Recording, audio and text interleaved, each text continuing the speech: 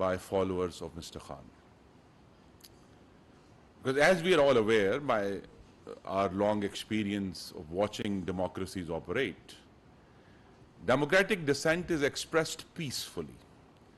It's expressed through slogans, songs, placards, no matter how loud they are.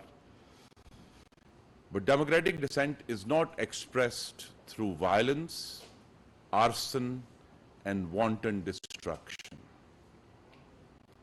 It is also now clear, 2 weeks down the line, that contrary to the perception that tens of thousands of Pakistanis came out, on May 9th and 10th, there was no outpouring of Pakistanis to protest Mr. Khan's arrest. Only a handful of supporters, including you saw in Islamabad, came out to the streets after his arrest. But who came out? In most major cities of the country, mobs of Mr. Khan's party's insurrectionists came out, and they went on a violent rampage across the country from Karachi all the way up north to Peshawar. Mr. Khan's followers attacked, burnt, and destroyed defense installations, martyrs' memorials and statues, communication infrastructure, broadcast infrastructure, schools, ambulances, police vehicles, private cars and motorcycles. And what is important to note, that in its breadth and strategic targeting, the insurrection on May 9th and 10th echoed and in some cases reproduced the terrorist assault on Pakistan during 2007 and 2016.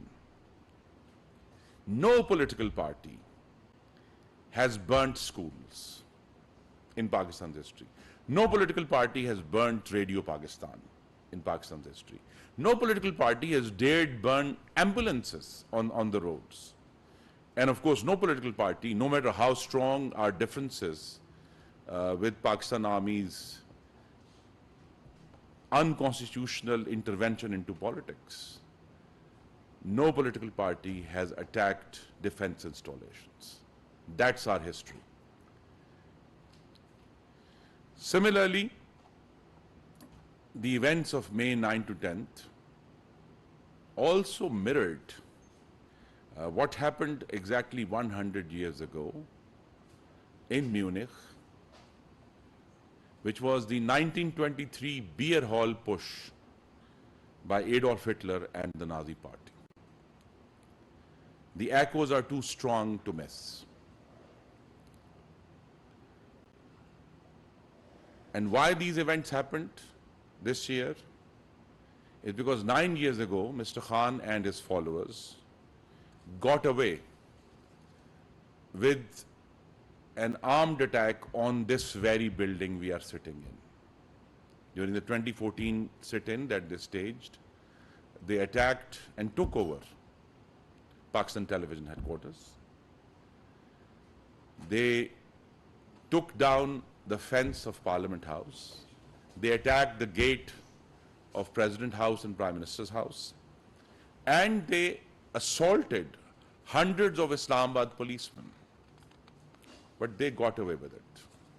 And I will tell you how they got away with it. And because they got away with it, they attacked this capital city again, and it was an armed assault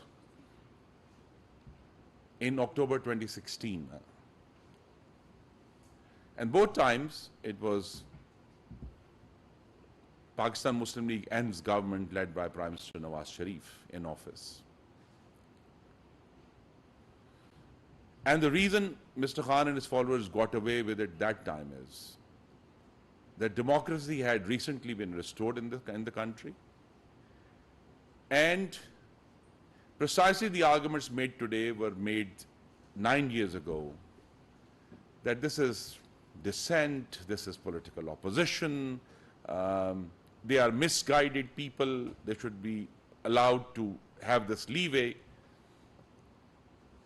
So under the rubric of democratic dissent and protest, they got away with it.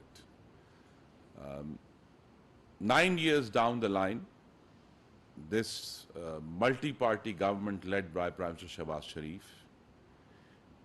is not repeating that mistake. Democracies around the world have reacted, continue to react to riots and insurrections through casting a wide net first and then separating the instigators from the others. But nowhere in the world does a claim to political protest justify violence, arson and wanton destruction against military and civilian installations.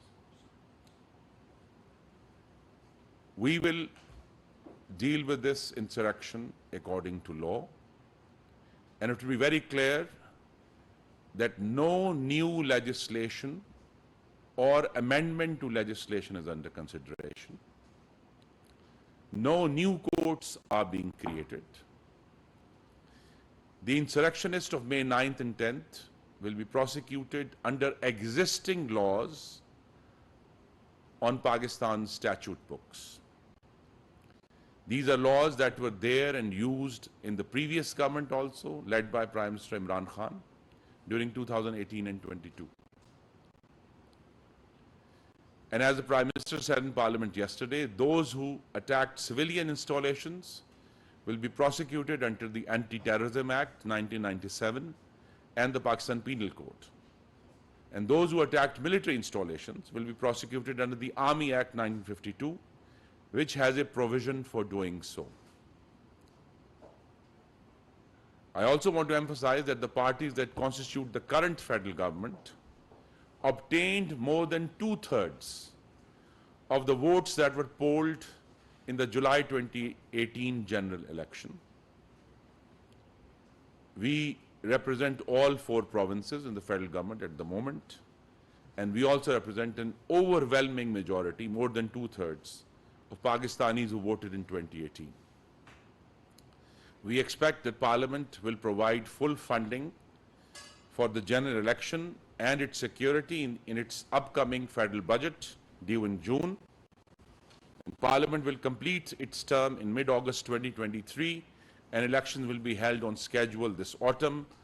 Prime Minister Shehbaz Sharif's broad-based government is committed to fundamental rights of all Pakistanis, but we are committed equally to the rights of the victims as well of the perpetrators. And Pakistan's courts are fully functional. Fundamental rights are extant. So we are going to deal with this insurrection strictly according to laws of the land. Thank you very much. Any question? Voice of America. Whole bunch of questions actually. Okay. So the first thing you've said, this is an insurrection, but people are being picked up just across the board, and that includes journalists, that includes people who were just present to see what happened that night, and these are people who are being picked up in the middle of the night, not even fully clothed, and they're being dragged out of their beds. Journalists are buried there under this threat that because they were present on any location that day, because of geofencing, they are going to be dragged out if they haven't already been dragged out yet. Human rights groups are also decrying and calling this a violation of human rights. How do you defend the strategy that the government has taken and is